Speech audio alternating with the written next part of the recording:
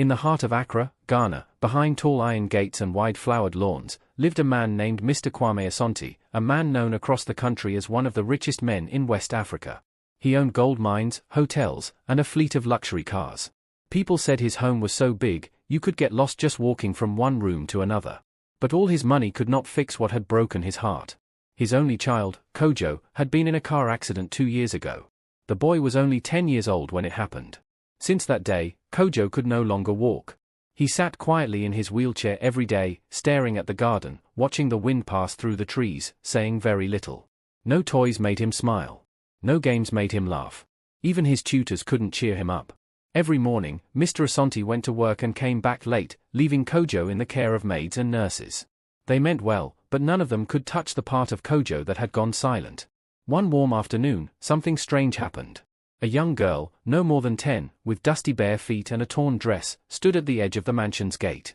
Her name was Abina, and she had no home. Her mother had passed away 2 years ago, and she had no father she could remember. She survived by dancing in the streets and markets, hoping kind strangers would drop a few coins in her tin can. But on this day, as she passed the grand house, something pulled her attention: music. Not loud music, but soft piano sounds coming from inside the mansion. Abina crept closer, hiding behind bushes, and saw a boy in a wheelchair. He looked so lonely, just staring into space as music played from a small speaker beside him. There were no children to play with, no smiles on his face. Something about him felt familiar. She, too, knew how it felt to be alone. Without thinking much, Abina tiptoed through the open side gate. She didn't know rich people's rules. She just knew that the music made her body want to move, and the boy needed joy. And so she danced. Barefoot on the grass, her hands spun through the air, and her feet tapped to the beat like rain on a rooftop. She turned, leaped, and giggled, her spirit free like a bird. Kojo blinked. Then he blinked again. Was he dreaming? He had never seen someone like her.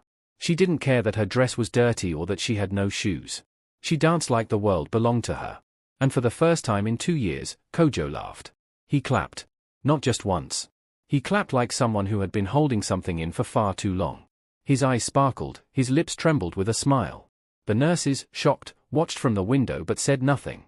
They had never seen Kojo respond to anything before. And Abina kept dancing. The next day, Kojo waited. And just like the sun rising, Abina returned. This time she had flowers in her hair. Still barefoot. Still smiling. They didn't speak much, but they didn't need to. Each day, Kojo became more alive. His shoulders no longer slumped. He asked for the music to be louder. He asked to be taken to the lawn earlier.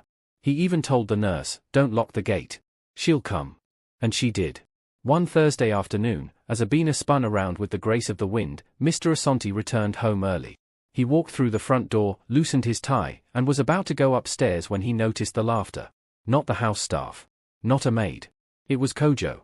He hurried to the window and froze. There, on his perfect lawn, was a strange girl dancing barefoot like the ground was her drum. His son was laughing, truly laughing, for the first time in years. Mr. Asante's heart skipped. Who was this girl? How did she get in? Why was Kojo clapping and cheering her on? He stepped out, silently, watching. But when Abina saw the man in a suit, she stopped. Her smile faded. She knew she wasn't supposed to be there. She turned to run.